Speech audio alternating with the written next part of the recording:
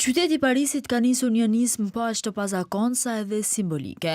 Një llotari funerale që u jep banorëve mundësinë të sigurojnë një varr në njërin nga varrezat më të famshme të kryeqytetit francez. Në kuadër të projektit të ri të Këshillit të Parisit, 30 varre historike të braktisura do të restaurohen dhe do të ofrohen për shitje nëpërmjet një llotarie publike. Konkretisht, nga 10 varre do të zgjidhen në secilin prej 3 varrezave më të njohura të qytetit. Sipas autoriteteve pariziane, iniciativa synon të restaurojë varret e vjetra me vlerë historike dhe të zbusë mungesën e hapësirës funerale brenda kufive të qytetit, ku varrezat janë pothuajse të mbushura që nga fillimi i shekullit 20. Projekti përshkruhet si një kompromis mes respektit të vdekurve dhe dhënies së mundësisë qytetarëve për të varrosur brenda Parisit. Fituesit e shortit do të marrin të drejtën për të blerë një prej varreve ekzistuese për 4.000 euro, ndërsa janë të detyruar të restaurojnë monumentin brenda 6 muajsh, duke ruajtur pamjen origjinale. Çmimet e vendeve të varrimit ndryshojnë sipas kohëzgjatjes së qeras: 970 euro për 10 vjet,